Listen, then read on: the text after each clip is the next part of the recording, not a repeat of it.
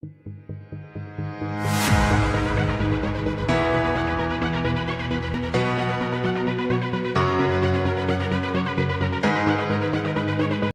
please the court, my name is Corinne Mull, and I have the honor of representing the Hendersons in this case, the mother and father of the children in whose interests we are proceeding in this case. The right to the custody and control of one's child is a fiercely guarded right in our society and in our law. It is a right that should only be infringed upon under the most compelling circumstances. And those are the words of this court back in 1986. Since that time, we have a new juvenile code. Here, appellants, in the case before us, appellants faced a juvenile court that not only seized their children without compelling circumstances, but also deprived appellants of the most basic fundamental rights. The juvenile court denied appellants their right to counsel, their right to notice, their right to be heard, and their right of confrontation. All of these protections are guaranteed by the U.S. and Georgia constitutions and are codified by the new juvenile code. As a result of these egregious violations, appellants were rendered completely unable to prepare or present a defense to the accusations against them. The deprivation of procedural due process, combined with the absence of oaths or any witness testimony whatsoever, resulted in a null and void order. This court has ruled extensively on the necessity for due process in juvenile proceedings, and the Georgia legislature, as I've said, has codified all of the rights addressed here. So there are three layers that can be looked at. Looking at the code, we have answers to all of the issues in this case. Let me stop you here. What's the difference between a protective order and a dependency order? It's a difference in terminology, but what a protective order is the order that is held, that is issued after a dependency hearing has occurred. Did that occur in this case? Yes, it did. Okay. Now, where in the code does it say if you violate a protective order, that can be used against you to take your children away? It does not say that anywhere. Okay. In fact, everywhere in the code, at every turn, the intent is manifest, and that is to provide due process to the parents and to the parties before the court. The judgment in question came at the end of a judicial review, and that is after protective orders have been entered into, looking at the protective order and seeing how people are complying. But which one? But that's what I don't understand. That's what I'm trying to get at. Was it a protective order, or was it a consent dependency order, or was it both? And if it's both, how does it be both? Where does it say you can do that? It is actually both, Your Honor. It's a dependency finding. The protective order is a dependency finding that the children are dependent. In this case, back at its incept of the case, we had a consent finding of dependency, but that was way back when. Sure. In the case we're in before the court right now, the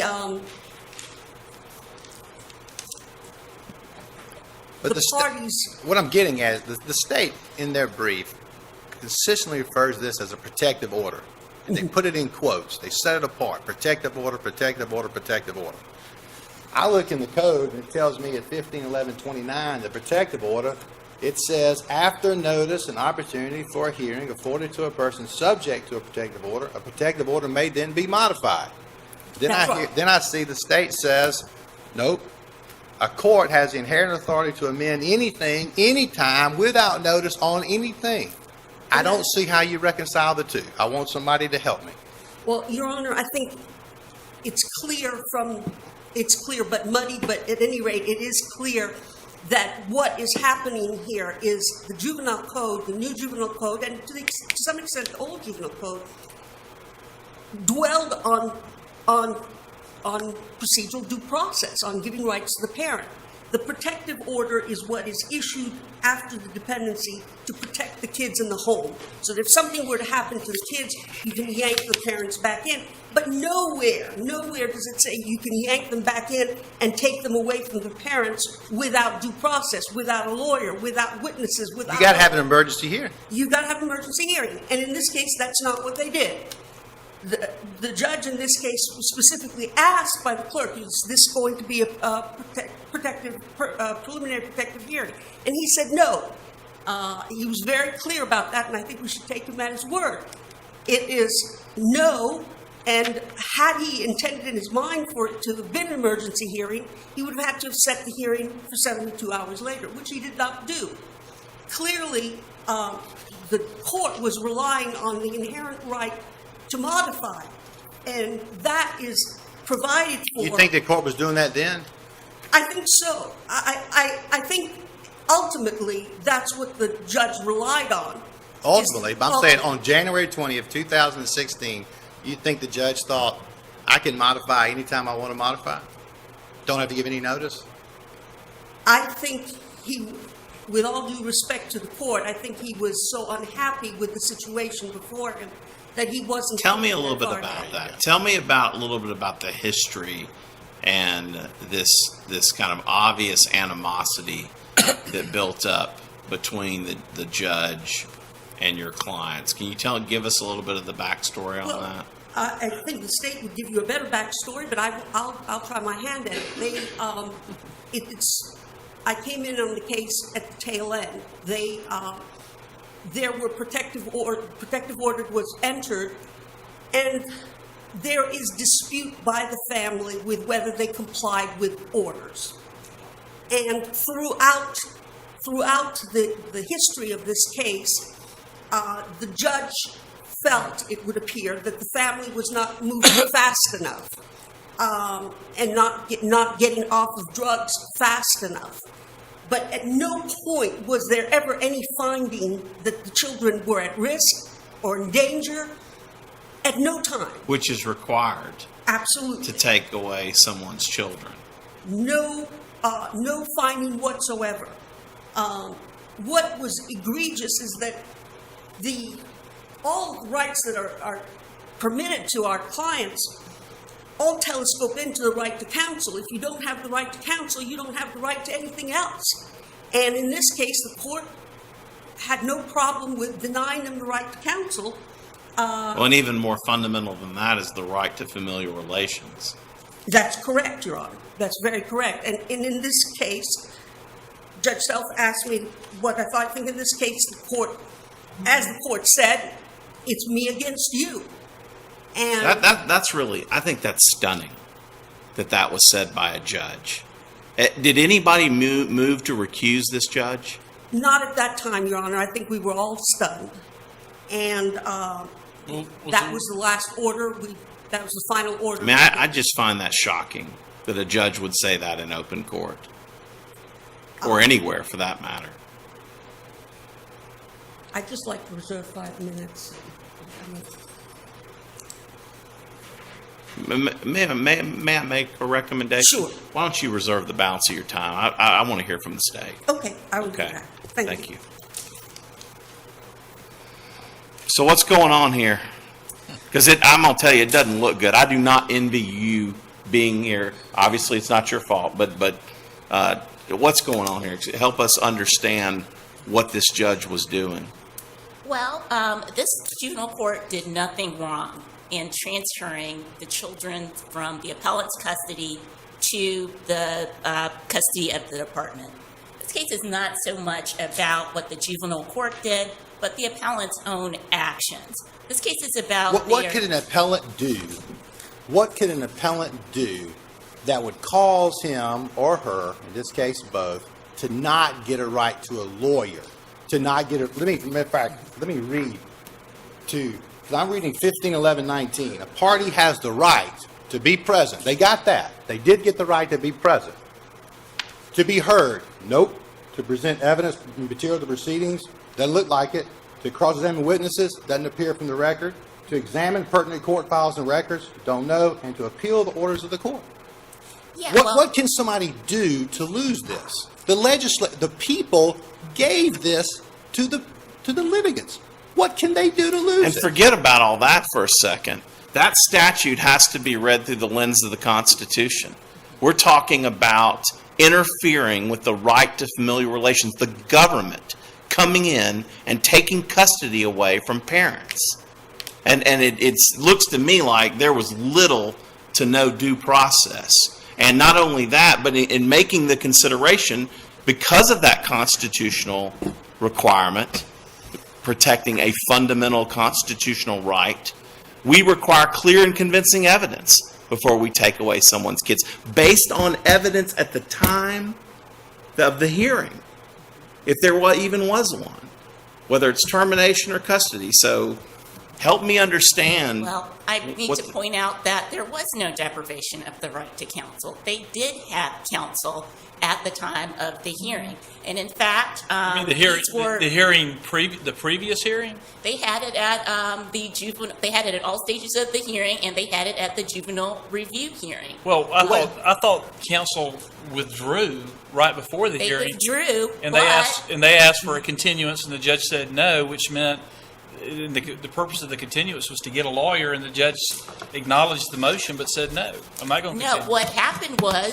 the appellants had gotten that notice. They had already taken steps to get another attorney, and they had already hired another attorney. That attorney could not be present at the time. Right. So they had were not deprived of their right to counsel. And these were not- Wait a minute. Mm-hmm. Did they have a lawyer there that day? They did have a lawyer who was allowed to withdraw, and then they had. Okay, so that means at the time of the hearing, when all this stuff happened, they didn't have a lawyer that was there, right? You agree to that? No. Physically present. Was there a lawyer at that hearing? The one withdrew, he's gone. Mm-hmm. Was he there? He was not there, but Okay. this is the standard is these were not indigent counsel. Now, in dependency proceedings, you have a right to counsel, but you also have the right to waive counsel. And what the juvenile court found here was that appellants had waived counsel. This is the standard- juvenile court that says it's me against you? This is the judge you're Well, defending? that was taken out of context. The juvenile court obviously had no animosity. The animosity was one way because the juvenile court gave custody of the children back to appellants, even though they were open. You know, I would have too. If I was juvenile court judge and then these people become felons, they're felons because of me, I'd get it back to them too and hope that's all that happened to me. But that's just me. What did they do to waive their counsel? Well, they had the standard, and this is listed and outlined in an interest of AMA 270 GA App 769, where you have a non-indigent counsel. The standard that you have to look at is whether they acted with reasonable diligence in retaining counsel. Did the judge find on the record that they had waived their counsel, or did he simply deny the continuance? He found he found facts on the record that showed that they waived counsel. He found that they had known about the hearing for over a month, and he asked them about their steps to secure counsel for that hearing. So what did they say about the lawyer that they had talked to 4 days before the hearing? they said they had hired an attorney in Fayetteville. That attorney had asked them to get a continuance, and that they had already hired, and that attorney was going to enter an entry of appearance. The juvenile court then said, okay, well, I will schedule another review hearing 1 week later. But 1 week from the date that he takes the kids. Yes, Right. which he did not. And I want to talk about the protections that parents get. All of the protections that appellants are mentioning, these are all protections that attach before a child is determined to be dependent. This case, the central problem with the appellant's appeal is these children had already been determined to be dependent. Are you arguing then when DFACS comes in and says, well, here's our plan, and they haven't met it, then, and they contend, well, that's not true. We've met it, or they've misinterpreted it, that they don't have a right to confront the people that are saying that they haven't met their plan. They don't have a right to call witnesses. They don't have a right to require that the state prove those allegations, and they can test it by presenting their own testimony. At that point, they have the right to appeal, because once a child is determined to be dependent, the juvenile court has broad discretion to act in the best interest of the children. That is what dependency proceedings are all about, and it states very So why do we clearly- even have a hearing? Why don't we Why doesn't DFACS just go to the judge, say, Judge, here's what we need you to do. We need you to sign the order, kind of like probation was doing in East Georgia, which the Supreme Court found to be unconstitutional, and go pick the kid up and, because you've already decided that they're deprived or dependent. But yeah, the procedures require a hearing, right? The procedure is required back when the children are determined to be dependent. So they didn't even need a hearing that day. They don't need a hearing. They don't need notice. The juvenile court has the authority to act in the best interest of the children. Based upon what, though? Because the juvenile court, in his infinite wisdom, can decide now this is in the best interest of the children, and I don't need to hear from the children or the parents or anybody else. As long as the government says it's okay, then by God, it's okay. Yes, that's what the juvenile court has the authority to do, and your That remedy is at that unbelievable. point is to appeal. It doesn't make the order void. So what happens during the appeal? You just don't have your kids. You have to wait 8 months for this court to rule Yes, and it's the juvenile with no court. due process. Well, you do have due process. You have the right to appeal. Let me tell you what went on here. This is my guess from being on the bench a long time, down in the bar fights that are Superior Court. I'm telling you this. So you're telling me that the DFACS can come to you, take your children, get you in front of the juvenile court judge, and says, "Listen, sign the consent order, and we'll let your children stay with you." And you say, "Whatever it takes, because I just want to go home with my babies. That's all I want to do." Kind of like the mama said here, "Please don't take the children." And they say, "Fine, just do it. You can DFACS, you stay at home with your children, keep rocking along, keep doing drugs. Just get off of them when you can." And then eventually, when you cross the DFACS, they go to the judge by themselves, and then they take your children, and that's constitutional in this country? Yes, well, they had Unbelievable. counsel. I live in the wrong They country. had at the time they stipulated to the dependency, they were represented. If that's by counsel. true, then the entire statutory regime in Georgia is unconstitutional. Yeah, well, I'm just telling you, because if that is honestly the state's position, then you're going to see something like the parole case. That's just unbelievable to me that that's the state's position. Yeah, that is in fact what the juvenile code provides. Wow, Okay. wow. But I also want to mention, before you even get to the merits of this case is moot. They have their children back. They've already pled guilty to the criminal charges against them. This is not an issue of significant public concern, and it's not capable of repetition while evading review. I got to tell you, I'm in the public and I'm concerned, because if you can take my children like this, then that's not going to work for me. That's just not going to work for me. You can't take my children like this. And I cannot believe that we're going to say that you have a lawyer, even if they're not present, you got a lawyer, and that's good enough for due process to lose your children. I mean, which is, as the United States Supreme Court, which is civilization teaches us that is the most important thing that we could Explain to me how the statement where the judge says it's me against you. Explain to me how that was taken out of context, because I'm curious how that was taken out of The context. context was, it had been a year since the child had called police and gotten DFACS involved. This court had tried to work with the family, tried to keep them together, and said, "Hey, what we need you to do is go and address your drug addictions. The children have been harmed, and we're trying to keep the kids safe. What you need to do is go and do that. You need to stop using drugs, and you need to go and get treatment." By the time the judge had gotten to that point where he made that statement, they had done nothing. They had defied the court. So that justifies a judge in open court telling the people appearing before him he's supposed to be fair and impartial. He can look at them because they didn't comply with his wishes or the government's plan. He can look at them in open court and say, "It's me against you." I'm now putting myself in an advocacy position. The state thinks that's okay? The state thinks that's appropriate judicial behavior? I do not agree with your characterization of what the juvenile court Well, said. tell me what he did he or did he not say, "It's me against you"? He said that, but it was out of context. This was the context of a juvenile court judge that is working hard to give these parents a chance. That just sounds to me like an excuse for him being frustrated. What if right now during this argument I say, "You know what? and you may feel this way, it's me against you. How's that going to make you feel when you go back downstairs? You're not going to feel like you're going to get a fair shake up here. Judges can't say things like that. I mean, don't you agree with that?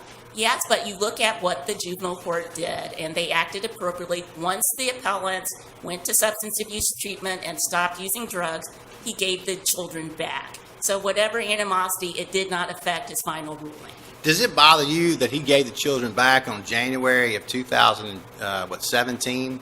Is that right? January 20? No, he gave the children back in October, months before. When was the order signed? The order was actually signed later, but he... Yeah, how much later? That's what I'm getting at. Like well, January, right? Not immediately, but the children were given back October 19th, 2016, and then the order was actually written order January 9th. Right, January 9th, 2017, non-proton to October the 19th. Doesn't that concern you? I mean, are you telling me that he had the children or didn't have the children then? They did have the children October 19th, 2016. That's when the ruling went into effect. That's what's common in juvenile cases, is that the rulings will go into effect and the written orders, that's common. Right, but if DFACS had changed their minds again, they could have gone back to the judge and said, hey, we just don't think this is going to work out again, so we know you gave the children back, take them back away because you never signed the order. Well, they at could do that point, it would be a new dependency hearing, and then you'd have to go through the proceedings. They would need counsel, they would need hearings, they would need all the testimony. Why doesn't the judge just rely upon the amorphous, I amend my earlier order at any time for any reason because I feel like I can? Because the appellants would have gotten their children back at that time. And I know, but he could amend the order. No, you wouldn't have jurisdiction over the children at that point. Why? There's no order. Because there would be no dependency, and the appellants would have custody at But that point. under the Civil Practice Act, the order doesn't count until you file it. Well, if they You had can't be already, held in contempt unless there's a written order. I'm Miller not sure teaches I'm us following, that. because if the court has given custody back to the appellant and said there's no more dependency here, the court can't act unless there's another finding of dependency, another dependency petition.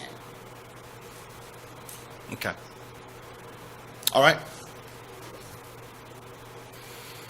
So I think the crux of the matter here is there was a finding of dependency. Appellants do not challenge the fact that the children were dependent. Since the children were dependent, the juvenile court had the authority to do what it did in this case. That doesn't, even though Your Honors obviously don't agree with what the juvenile court did, that doesn't make their order void. Do you agree that our juvenile code has to be viewed through the lens of the Constitution? Yes. Okay. And the children also have constitutional rights. And the juvenile code also Historically, specifically that's states not accurate. Historically, that's not accurate. that I'm children not don't sure. have constitutional rights. Children, as part of parental rights, are part and parcel of their parents. Well, the juvenile code states that the children are a party to the proceedings and they have all the rights of the parents. Who represented the children? They had an attorney, but they did Was not the- file. They did not file any motions in this case. Was that lawyer present that day that the court changed its mind and DFACS told him to take the kid away? The attorney was present. It was listed on the transcript. Did not make any motions or filings. Who But they appointed are the lawyer? required to be represented at all stages of the Who proceedings. appointed the lawyer for the children? The juvenile court, in all probability. All right. All right. Thank you. Thank you. Thank you.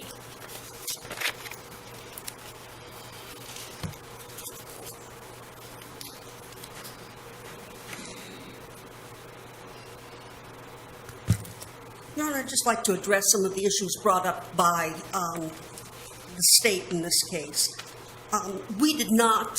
Parents did not consent to a finding of dependency in October, November, December, or January of 2016. It was back in September that they had filed that they had consented to dependency back then in much the same fashion as you outlined, where they were told they could keep their children, just sign here, and everything will be okay. And so they consented that children were dependent, and they went on their merry way. In this case, Your Honor, the code is very clear, and in 1511 19A, they talk about the rights of parties to proceedings, and general provisions are applicable to all proceedings. They don't have just a right to a lawyer at the dependency hearing. They have a right to a lawyer every time the court convenes and discusses anything having to do with their case. Well, the state conceded that they said you waived it. There's absolutely not a scintilla of evidence that we waived. My clients were in distress. They were saying, please don't take the children away. They never waived. They were never asked if they were waived. What were the reasons? Well, okay, but I guess what the judge is doing is he's saying that by their actions they waived it. So what did he give as the reason that they waived it? Did he give a reason? Is No, counsel he didn't. correct? He didn't even say they waived the hearing in the order. He just Did he say anything verbally at the it's me hearing? against you. Okay. Well, that's at that's at the null and void hearing a year later. And Yes. that's also when the judge explained that the reason he took the children away a year earlier was because he didn't trust them. And I have looked in the code, and trust isn't in the text. I keep looking for it. I don't see it. Whether you trust somebody or not doesn't seem to be a valid legal basis to take someone's children. And Your Honor is completely right. But he trusted them enough to let them live with him.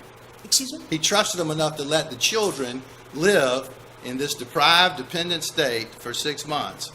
That's correct. What was the reason that was just going to be reflected in the record that the attorney withdrew, that did withdraw? Because it's not going to be reflected in the record because she didn't testify. So the she judge didn't speak wouldn't have acknowledged. In other words, she didn't provide an affidavit that said I'm not being paid. She just withdrew. No, she withdrew, saying in her affidavit the claim was the clients are not doing what I'm telling them to do. But that's There's also in the briefs, there's also a reference that she couldn't ethically represent both people, both parents. both parents. That's in the brief. And did the judge at the hearing give a reason for his refusal to continue? I mean, I know counsel for the state has argued that, well, there was another review a week later. But at the time that he went forward with the hearing without counsel for your clients, did he give a reason why he wouldn't continue the hearing? No, just in his written order, he did say that he did not feel that they had acted properly in not appealing their decision right then and there. Appealing He the felt decision? they waived it. I'm sorry. I Help me said out. he justifies this by saying, by their actions, exactly like the state said, by their actions, they waived it. They waived it generally, he said, but didn't give, they did X, Y, and Z, or didn't do X, No. Y, and Z. No, And that was in the order that he signed months later. that's correct. It wasn't said that day. It wasn't said that day. Was there a hearing held a week later? No, there wasn't, because my clients chose their children over No, a null and void you're talking order back in and left. September. I'm talking about when he took the children into No, they left to Alabama. They That's left why to they felt Alabama. They like took that. their children and left, actually, to New Orleans, and they were good parents. And even taking parents away from their children, or let's look at it from the children's perspective. What kind of trauma is this to be torn away on one moment's notice from your parents, who are not abusive parents to them, who are not endangering them in any way? As a matter of fact, the children's attorney stated to the court that he had no safety concerns with the children being returned to the home. Have you ever had an opportunity to go talk to a juvenile court judge by yourself with the school's teachers and tell them that how good these children are doing and how wonderful they are, and get up some affidavits and stuff from maybe some pastors and some teachers, etc., and just go tell the judge and don't tell the defects about it, don't tell the state, and the judge do that for you? Not at all, Your Honor. I doubt Never. that happens. It never seems to work in favor of the people. It goes in favor of the government, is what I see. That's true. It's, I'm here to help. I'm from the government. That's what this boils down to is a case where the government took over and denied them the rights that they are guaranteed under the Constitution. More importantly, Georgia, the statutes provide for it. I see my time is up. I thank you, Your Honor, for your attention and your question. I have 1 minute. I just would ask the court to find that, in fact, the court did in fact enter a null and void order and is as in all null and void orders, they don't have to be obeyed. My clients did nothing wrong in taking their children, yet they're saddled with a felony conviction, each one of them. Okay. And the case is not moot, Your Honor. The case was not. You have to have final orders in order to have mootness. There were no final orders in this case, and more importantly, the juvenile case resolved itself before the criminal case. So how could they be stopped from? We'll deal with the motion to dismiss in the order. Okay. We'll deal Thank with you. that. I want to thank both counsel for the excellent presentations today and your excellent briefs. I do, for all of the interns out here, I would like to highlight State's counsel as a great example of having very active questioning, and I want to highlight and commend her for her professionalism and under withering. That's a great example for all of you. She always remained calm and professional under very intense questioning, and I just want to commend you for that and your professionalism and representing the state well, and I also commend you for representing your clients. I was going to say that Judge Dillard stole my thunder, but I wanted to say that to you as well. It's not easy to take questions like that, but you were calm, professional, did a great job, and I mean that sincerely. You did a great job. So thank you both very much. Safe travels back to your office. You just have to go down a couple of floors. But thank you all very much. We're in recess.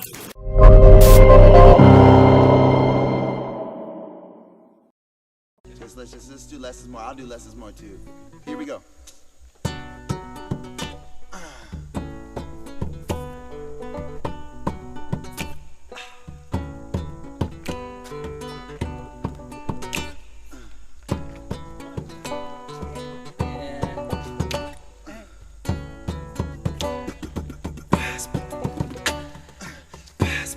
Give voice to the voiceless.